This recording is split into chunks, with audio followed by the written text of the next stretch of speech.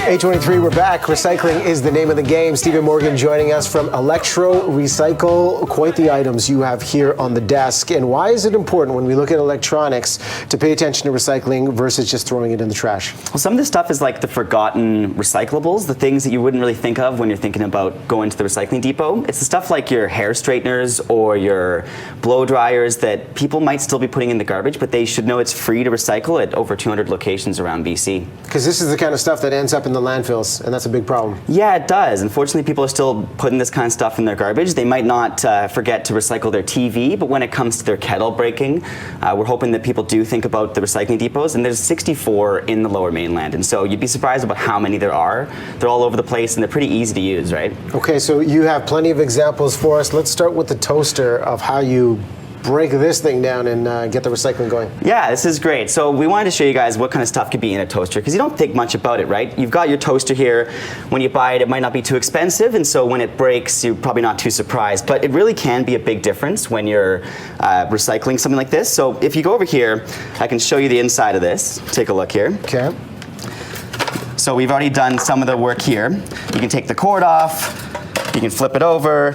If you have like a screw, you can take these out. So this is the stuff that you can imagine if you wanted to recycle a toaster yourself, you'd have to do at home to get all the different metal out.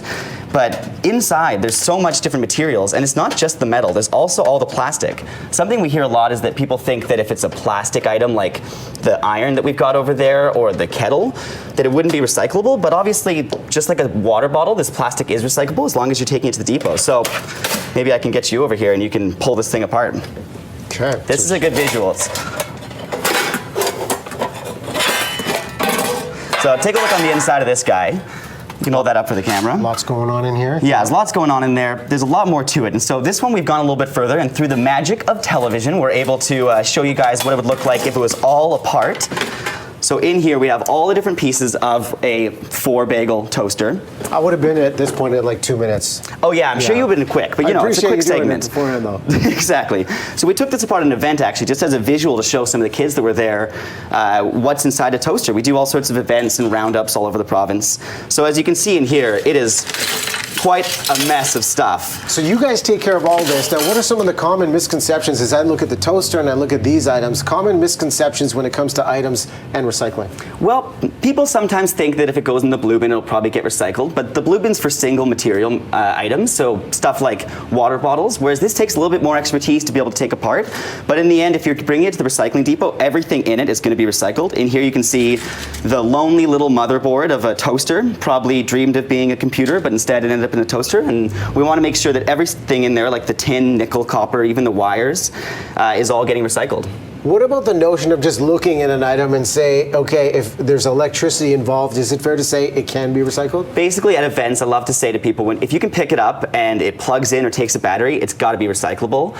And so all these little things, and we can go over here, the little stuff like this hilariously small hair straightener, our power tools over here, and some stuff that we might not even recognize when we first bring it in is all going to be recyclable. And then it's not even just the, it can be some of the higher end stuff, you know, too. So if you have it and it's broken, we want to bring it to one of our depots as well. And the interesting part about this is when we try to dispose of, and I know there's a lot of junk companies that can come in and pick up your items, this is free if they bring it to the depot. Yeah, it's always going to be free. And that's the great thing about BC's recycling system. It's going to be free to drop off. It's going to be recycled the right way. And all this stuff is going to be diverted from landfills. And it makes a huge difference in sort of the amount of carbon that we're creating and the amount of waste that we're creating. And especially since we're running out of landfill space, this is the best way to prevent this. For example, we did an event with the Delta School Board.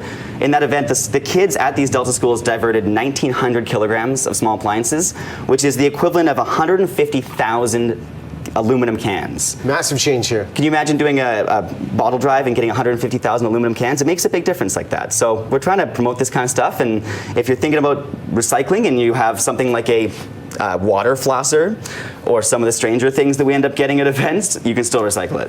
July 22nd, something special is happening. Tell us about Recycle Fest. So once a year we do Recycle Fest, which is the funnest day of the year to do any recycling. We are at Trout Lake with the Trout Lake Youth Group, and they're awesome. We have all sorts of games and bounty castles and free food, and then of course you can drop off your small appliances. So if you're going to be thinking about recycling, and one of these events might be a good opportunity for you to be able to walk your stuff to the depot, as long as we can make this as easy as possible, we hope more people use it. You had me at bouncy castle. Castles, my man. ElectroRecycle.ca. Stephen, thanks for coming on. Yeah, thanks so much for having me. Great advice to look after the environment, and obviously it's free too. We'll put the info, as always, Facebook page, and then you can track all these depots. How many again in the Lower Mainland? There's 200 depots. We also do tons of community events. So Kids Market, the Trout Lake Market will be there this weekend. You can come say hi. Okay, done deal.